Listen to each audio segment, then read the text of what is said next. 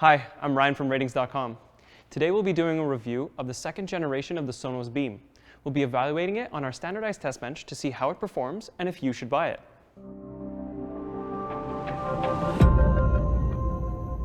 This is the second generation of the Beam. It has the same compact design as its predecessor, but it comes with some new features, like Dolby Atmos support. You can find it in both white and black color variants. It's available as a standalone bar, but you can also add an external subwoofer and surround speakers. This review will focus on the standalone bar's performance though. First, let's look at the design. It has the same dimensions as the original Sonos Beam, which we reviewed back in 2018 when it was released. It's quite small and compact, so it won't take up a lot of space in your room. With its premium feeling plastic build, it has a stylish design too.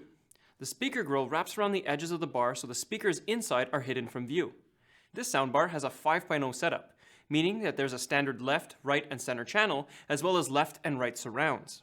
You can even purchase a dedicated subwoofer from Sonos separately. You can also add on other Sonos speakers designed to enhance its surround performance. The Sonos S2 app centralizes control of all your products in your Sonos ecosystem, including any additional subwoofers and speakers. You can even set up multi-room audio with speakers placed throughout your house. The S2 app also gives you access to some customization features, which we'll discuss in more detail in the sound testing part of the review. Since there's no remote included, the Sonos S2 app is how you control all of the soundbar settings. The physical inputs are a bit limited though.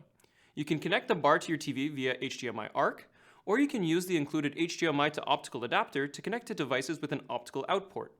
There's also an Ethernet jack to connect it to a network. Now, let's take a look at the tests. We'll start with how it sounds. The frequency response is a way of measuring the soundbar's performance across the auditory range. This graph shows 48 measurements in different positions, and the dotted line target result is great for a soundbar that most people consider neutral, so voices won't be drowned out with too much boomy bass, for example. That said, a soundbar can sound a bit different depending on the room that it's in. For example, close walls tend to result in more bass buildup. The Sonos Beam Gen 2 can correct for this, thanks to its room correction feature called TruePlay. You can turn TruePlay on using the Sonos S2 app, and it automatically adjusts the bar's audio reproduction based on your room's acoustics. This feature is only available on iOS devices though. TruePlay results in a fairly neutral sound with a touch of extra boom in the bass range. It's suitable for listening to lots of different audio content, including music and TV shows. The standalone bar can't really reproduce the deep thump and rumble in the low bass though. If bass reproduction is really important to you, adding a dedicated subwoofer should improve the bar's performance. If you want to tweak this sound to your preference, there are some basic customization features in the Sonos S2 app to adjust the bass and the treble, but unfortunately, there's no EQ. You can remove some of the extra boom in the bass by setting the bass to -3 and the treble to 2. This results in an even more neutral, balanced sound. A good soundstage is important as hearing recognizes spatial cues, so the bar needs to sound like the speakers are wide set where they're supposed to be. For listening to music, the stereo soundstage is especially important.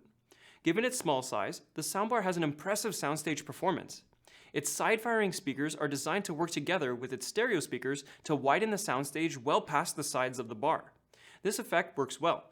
In fact, the width of the soundstage rivals the performance of home theater speaker towers. However, it can diffuse the sound a bit. Good performance with the center channel is important when depicting objects or sounds from directly in front. For example, when watching movies, dialogue often comes through the center. Like the original Beam, the second generation of the Beam has a discrete center channel.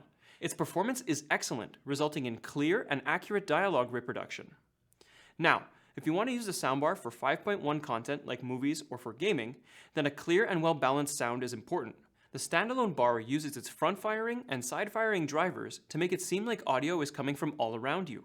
Its performance is okay, but it doesn't sound as clear or as real as it would with discrete rear speakers. If you watch a lot of surround content, you might want to add on separate rear speakers from Sonos, which will improve the performance. Now, for content with height channels, such as when watching movies with Dolby Atmos, you can't place the speakers on your ceiling. So instead, the bar uses its side-firing and forward-firing drivers to create the illusion of height. Its performance is middling though. The soundstage is wide and immersive sounding, but with the standalone bar, you don't really get the low rumble in the bass range with action-packed scenes like car chases and explosions. The focus isn't as impressive as a bar with discrete surrounds either.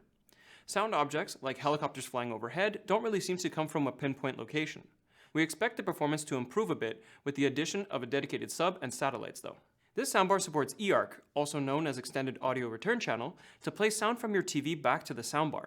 The E part of eARC means that it supports higher bandwidth audio, so there's support for even more audio formats. It supports common surround sound formats like Dolby Digital, as well as lossless and object-based formats like Dolby Atmos. Also, a recent update of the Sonos S2 app added support for DTS content, which is nice. Now, a low latency is important for synchronization between what you see on the screen and what you hear. It's important to note, though, that it can technically vary on a whole bunch of factors, like the specific signal, but we've found these results to be well representative. Soundbars that have low latency tend to do a good job regardless of the signal, for example. Its performance is excellent when connected to a TV over both its ARC and optical connection.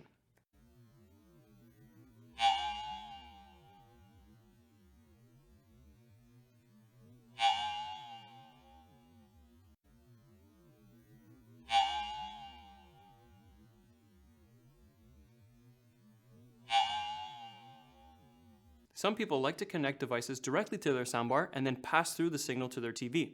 This soundbar doesn't have pass-through functionality, unfortunately, so this isn't an option. If you used Sonos soundbars in the past, it won't be a surprise that the second generation of the Beam doesn't come with a remote. Fortunately, you can control all the bar's features in the Sonos S2 app. There's also built-in support for Amazon Alexa and Google Assistant if you want to control the bar with your voice. The volume can also be controlled with your TV remote when connected through HDMI or through optical with the IR receiver built into the soundbar. This does require some pairing through the app though. There are also some touch-sensitive controls on top of the bar so you can adjust the volume and play and pause your audio. There's also a button to control the microphone so you can mute it if you don't want the voice assistants to hear you. Now, this leaves us with one very important question.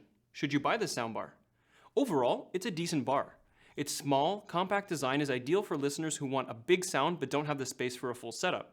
The sound performance is pretty similar to the original Sonos Beam, but the next generation boasts additional Dolby Atmos support for movie lovers.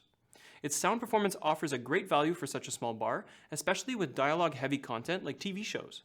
Its soundstage performance is truly impressive too, and it makes the Beam stand out against other small soundbars on the market.